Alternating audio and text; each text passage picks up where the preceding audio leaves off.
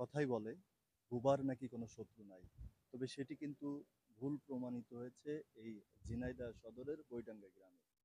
এখানে একজন বাক প্রতিবন্ধী, সেই বাক প্রতিবন্ধী ভাইটির একটি সবজি ক্ষেত কে বা কারা রাতের আধারে কেটে দিয়েছে।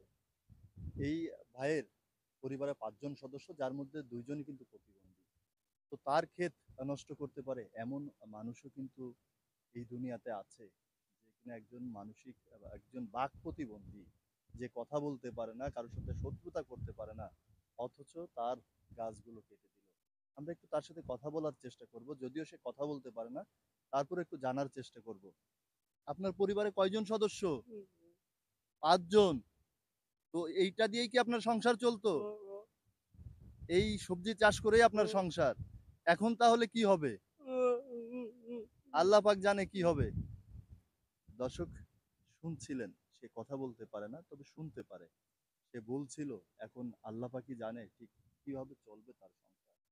তবে এই মানুষটার সাথে কারা শত্রুতা করবে, কি ছিল তাদের উদ্দেশ্য, আমরা একটু তার প্রতিবেশীদের সাথে জানার চেষ্টা করব, তাদের কাছ থেকে শুনবো যে আসলে ঠিক কি ঘটেছে এই জায়গায়।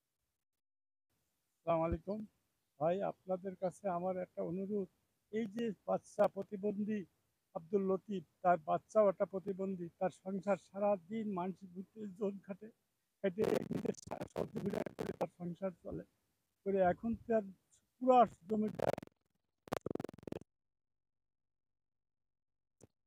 জানেন, আল্লাহ জানে। আপনারা যদি একটু ওর জন্য সহযোগিতা করেন তাহলে ও বাঁচবে, নাহলে মরে যাবে। কারণ কতদিন ও ফিট হয়ে গেছে বাড়িতে, সবাই মাথায় পানি টানি দিয়ে আমরা ওকে ভালো করছি। আমার বয়স 65 বছর হয়ে গেছে, তাও আমি ওর কারোর সাথে দুই কথা হতে দেখি নাই। এই প্রতিবন্ধীর এত বড় একটা ক্ষতি করেছে। আপনারা যদি এর বিচার করেন, আল্লাহর কাছে আমরা দোয়া করি এই বিচার যেন আল্লাহ সুস্থভাবে করে। দর্শক যেমনটি শুনছিলেন যে বড্ড অসহায় মানুষটি, তার পরিবারের ৫ জন সদস্য এত কাজ করে জীবিকা কষ্ট করে একটি ফসলের সবজির ক্ষেত করেছিল, সেটিও কে বা কারা রাতের আধারে।